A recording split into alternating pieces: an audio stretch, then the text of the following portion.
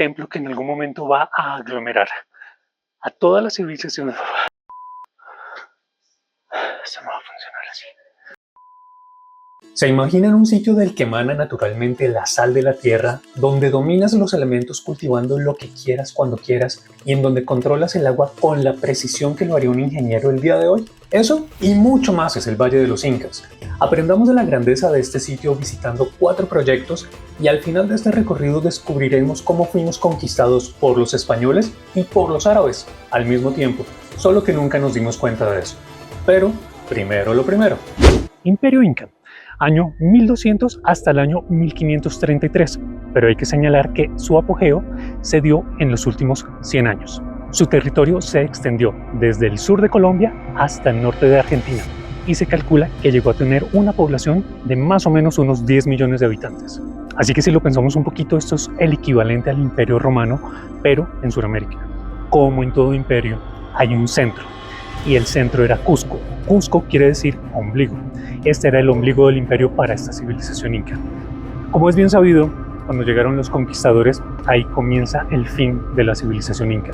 Por un lado, simplemente por las guerras que comenzaron a darse entre españoles y nativos. Pero un factor que probablemente fue mucho más fuerte y mucho más dramático fueron las enfermedades, particularmente la viruela.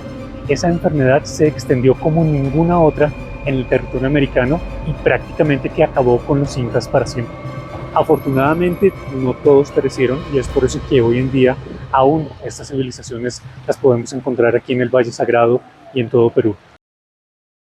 Desde aquí, desde el centro de Cusco, vamos a movernos a un sitio que se llama Moray, que me parece que deja ver realmente lo brillantes que eran los incas. Gracias a la magia de la edición, vámonos para allá. Esto que está aquí a mis espaldas es el Centro Agrícola Moray. Básicamente, aunque no me lo crean, esto es una maqueta de los pisos térmicos con los cuales los incas contaban en esa época. ¿Y por qué se habrán puesto en la molestia de construir todo esto? Porque ellos querían tener un dominio total sobre los diferentes tipos de productos que podían cultivar, en qué momento del año lo podían hacer y cuál era la mejor estrategia para obtener el mayor beneficio de la madre tierra. Y lo que hacen aquí es que hacen una simulación de los pisos térmicos cambiando de nivel cada 1.8 metros y abriéndose de forma circular hacia el exterior. Si uno quería descender de aquí hasta acá, está un poquito complicado saltando 1.8 metros. Es por eso que ahí de pronto alcanzan a ver unas pequeñas líneas en diagonal que son unas piedras que funcionan a manera de escalera. A esas piedras se les conoce con el nombre de sarunas. Eso es lo que permite que podamos ir del fondo hasta la parte superior. Lo que nos dicen los arqueólogos es que aquí también había unas piedras verticales que se encargaban de proyectar la luz solar sobre estos cultivos. A esas piedras se les conocía con el nombre de ñustas. ¿Y por qué las instalaban? Pues porque ellos querían ver cómo era la proyección del sol sobre los cultivos en las diferentes épocas del año para tener un mayor control del producto final que ellos iban a obtener al final de la cosecha. ¿Podemos decir que los incas se inventaron este sistema? No necesariamente. Entre los siglos VI y X, una civilización preincaica que se llamaba los maras fueron los que por primera vez utilizaron este sistema. Pero posteriormente, entre el siglo X y XII, los incas también lo adoptaron. Ahora vamos a darle una mirada a uno de los sitios que se convirtió en pilar de su economía. Vamos a visitar las Salinas de Maras.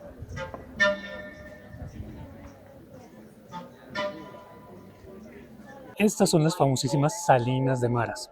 Estamos localizados a 3.300 metros de altura con relación al nivel del mar y tenemos aquí más de 3.000 pozos en los cuales se practica la extracción de la sal de forma artesanal desde hace muchísimos siglos. Todo el mundo piensa que esto es obra de los incas, pero en realidad también fue de los maras. Los maras, que eran bien inteligentes, se dieron cuenta que aquí arriba habían unos manantiales con agua salina. Querían conducirlos hasta este lugar, entonces crearon unos canales principales para hacer que el agua llegara hasta este punto. Y posteriormente comienzan a generarse unos canales secundarios que van a alimentar cada una de estas piscinas. La forma en que vemos que se hace la extracción de la sal en este momento es exactamente la misma que se ha venido haciendo desde hace 600 años. Es un método artesanal que viene de la época de los maras y de hecho solamente las familias de los maras son los que tienen derecho a explotar la sal que se da en este lugar. Y ustedes se preguntarán cómo toda esta sal llegó aquí. Aquí, aunque no lo parezca, hace 100 millones de años hubo un océano. Dicho océano, en algún momento, se secó y toda la sal se concentró en medio de estas montañas, dando finalmente origen a estas salineras. Es así, amigos míos, como este lugar se convierte en uno de los sitios favoritos dentro del famosísimo Valle de los Incas. Realmente un sitio único que vale la pena visitar. Templo que en algún momento va a aglomerar a toda la civilización. Eso no va a funcionar así. Para esta civilización era muy importante el tema religioso, pero también el tema militar. Imagínense un edificio que podía cumplir con esas dos funciones al mismo tiempo. En cierto momento, ellos deciden hacer la concepción de un templo con un terreno inmenso en el cual se va a aglomerar toda la población que teníamos aquí en el Valle Inca en ese momento. Sacsayhuamán fue el nombre que se le dio a esta fortificación. Imagínense unos muros que tienen unas piedras de 9 metros de altura que pueden llegar a pesar 120 toneladas. Cuando llegaron los españoles, ellos no podían creer cómo habían construido esto. Fueron a un sitio donde guardaban los materiales y ahí descubrieron unas sogas enormes que eran utilizadas por miles de hombres al mismo tiempo para poder desplazar estas rocas hasta los sitios donde se iban a instalar. Y para escoger el sitio donde se iba a implantar esta fortificación, ¿ustedes creen que fue al azar? No, fue algo que realmente estuvo muy bien pensado y determinado por dos factores. Un primer factor es que estaba localizada en una parte bastante alta de Cusco, así que eso les daba una gran ventaja militar en caso de que un grupo enemigo quisiera atacar esta ciudad. Y de otro lado está el tema sagrado. Ellos se dieron cuenta que el sitio en el que querían implantar el edificio, el terreno, tenía la forma de la cabeza de un puma. Al ser este uno de los animales sagrados dentro de su cultura y ver que estaba en una posición militar bastante estratégica, dijeron, no hay nada que hacer, el templo se tiene que construir aquí. Es fascinante tener la oportunidad de pasearse por estas calles que uno sabe que han tenido la misma configuración y el mismo trazado por siglos. Simplemente se han conservado las bases incas, pero de ahí para arriba obviamente se han comenzado a instalar edificios en los cuales ya se ve más reflejada la arquitectura que dejaron los españoles. Ahora miremos otro tipo de construcción. Edificaciones en las cuales los nobles podían ir a pasar tiempo de descanso, pero al mismo tiempo se convertían en puntos de control de carácter militar. Tampumachay es un templo, pero también es un punto de descanso, y de hecho eso quiere decir Tampumachay. Este era un sitio que era un punto de control de entrada y de salida de personas que estaban aquí en Cusco que se dirigían a Machu Picchu. Desde ese punto comenzaba un camino al que se le conoce como el Camino del Inca, y las personas que llegaban o salían tenían que purificarse en dicho lugar. Este templo está dedicado específicamente al agua. Y ustedes lo saben, en muchísimas culturas el agua es un sinónimo de limpieza, de purificación. Y es por eso que aquellas personas que estaban llegando aquí a Cusco tenían que pasar por un filtro, el cual implicaba un baño, pero también un ritual con un sacerdote. Vean esto tan interesante y que realmente cautivó mucho mi atención. Viene un primer hilo de agua natural y ellos a partir de ese punto generan dos hilos secundarios. En el templo generan un par de fuentes y si uno quisiera llenar botellas de agua, si uno pone las botellas de agua al mismo tiempo, las dos van a llenarse totalmente, exactamente al mismo tiempo. Díganme si eso no es un gran ejemplo de ingeniería disponible aquí 500 años en el pasado. Bueno, y por ahí al comienzo del video dije que en realidad no fue una invasión, sino fueron dos y que no nos habíamos dado cuenta de eso. Hablemos un poco de ese tema. Los españoles llegan, se implantan, quieren imponer su religión, su cultura, y no solamente eso, quieren imponer también su arquitectura. Pero ahora, quiero contarles una cosa, lo que estamos viendo aquí no es estrictamente 100% producto de la arquitectura española, o lo voy a decir de otra forma, este tipo de arquitectura no es pura, porque tenemos que recordar que en algún momento los españoles no fueron los conquistadores, fueron los conquistados. Si nos vamos por allá atrás en los años 700, recordaremos que los españoles fueron invadidos por los moros.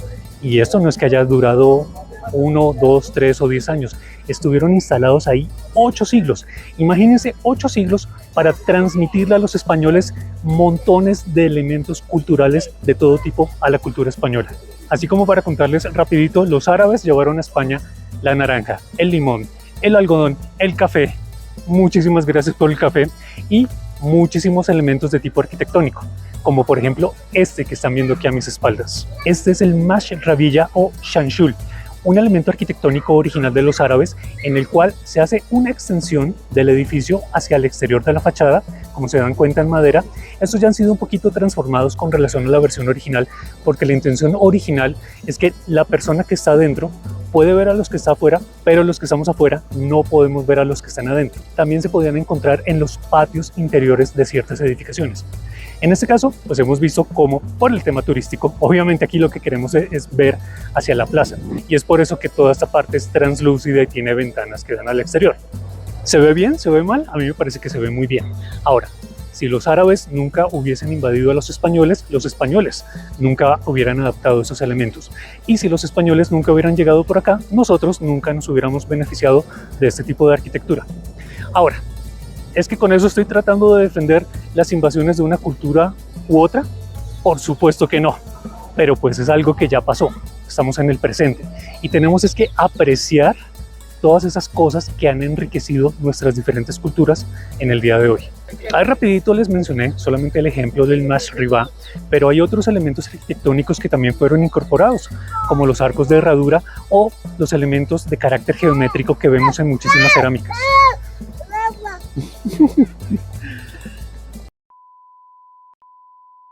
Lo que estoy tratando de decir es que nos guste o no, estas cosas ya sucedieron y tenemos que tratar de sacar el lado positivo de lo que fue dicha invasión y cómo diferentes elementos de la cultura española han enriquecido la cultura de Cusco, la cultura de Perú y de hecho la cultura de toda Latinoamérica. De pronto yo sé que no es fácil lo que voy a decir, pero tratemos de dejar a un lado todos esos rencores y esos odios provenientes del pasado, porque son cosas que sucedieron hace 500 años, de personas que obviamente no estaban aquí, y los que estamos en este mundo en el día de hoy somos los que tenemos la labor y el deber de construir un sitio mejor. ¿Qué les pareció, amigos, este video? Por favor, conocían un poco de la historia que les acabo de comentar.